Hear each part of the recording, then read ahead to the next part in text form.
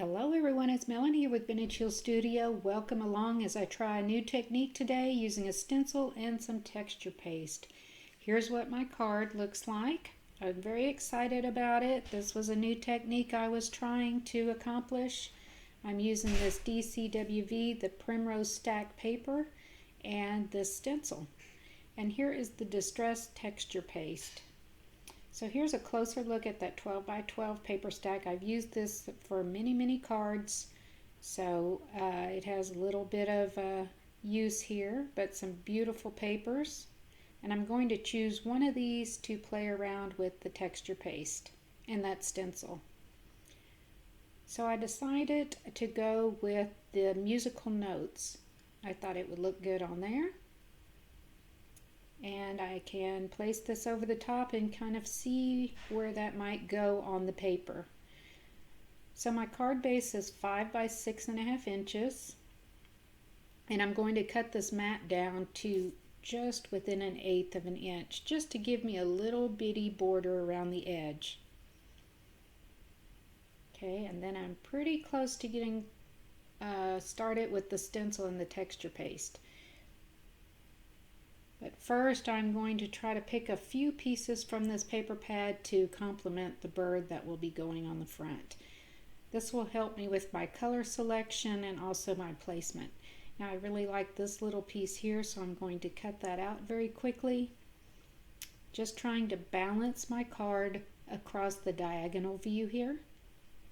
This would have been a little easier with some of my smaller cutter bee scissors, but you can see if you move your paper around, it helps you just get into the nooks and crannies around this. And I'm not getting real detailed. I'm leaving a little bit of a border around here, just trying to give this a little more interest for the front of my card by cutting around these flowers. I didn't want all of that white space around the edge, so that's why I'm cutting this away. And I think that will complement my bird perfectly. Alright, now back to this texture paste. I have never used this before, so this is my first attempt, and of course why not jump out and do a video about it when you don't know what you're doing. But welcome on this journey with me. Part of the fun is trying new things, so you are going to witness this firsthand as I learn how to use this texture paste. See, now I can place my bird over this paper here and decide that that might actually work with that in the background. So I'm moving forward here using a little double-sided tape, and I'm going to stick this directly onto my mat to help me hold this paper in place while I play with the stencil and that texture paste.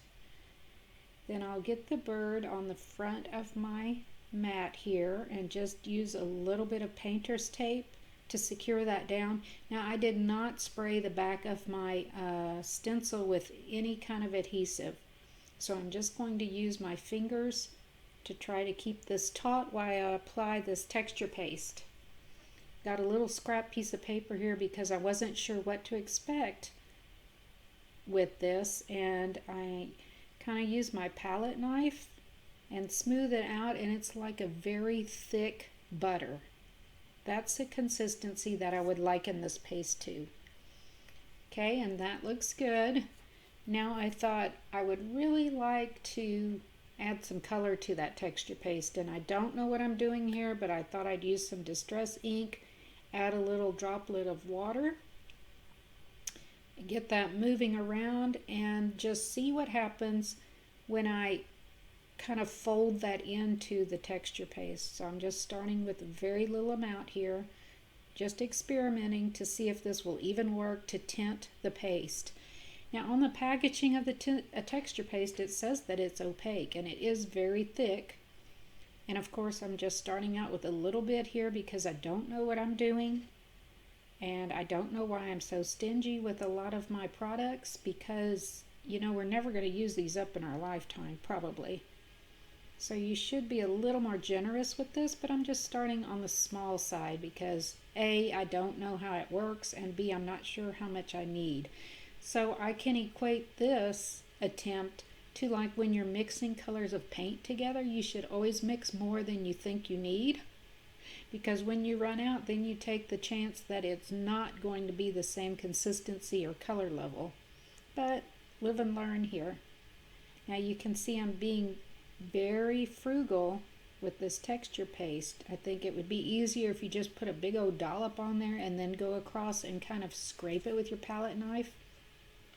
But I was also trying to see, even though this is an opaque paste, I really would have liked to see the music notes through the body of the bird, just for interest. So I found out if I go back and scrape over this a little heavier, you will be able to see parts of those notes coming through the paste. Anyway, trial and error, just play around with it. It's a lot of fun to play with. Now you can see as I'm mixing up more of my paste, this looks a little darker than my first layer. But if you work quickly, you can see how easily I can blend this together. And so I don't have different saturations of color here. And besides that, even if it were different, wouldn't that add a little more interest to the bird? So let's always remember that we are working with an art form here and nothing is going to be perfect. So give it up and just have fun. Now I've learned if I go a little heavier here on the tail, it goes on so much easier than trying to be working with such a thin layer. Okay, look at this beautiful bird. This is actually a lot of fun to kind of play around with another medium right here. And why not use it on a card? All right, now I'm about ready for the big reveal. I'll take off that main piece of tape and pull this up and look at this beautiful bird. I just love it. And I love that I can see some of the notes through the body. And in all actuality, this did take about 10 minutes to dry, so it dried very quickly. But of course, I did a very thin layer too, so I don't know. I guess you have to just, play with it. If you're doing a thicker layer, see how much time you need to let that dry. So my bird was still wet here while I was working with this other little piece of ephemera. And I'm trying to decide where I want that on the front of my card, so I will make a little crease here and get that cut down. And I think that would look lovely without covering up too much of the bird. So I'm about ready to get that put down, just playing around with placement here. And I wanted to leave just a little border around that. And then I'm also going to use this other piece at the top, which has that beautiful blue color around the border. So I thought that would look good as well.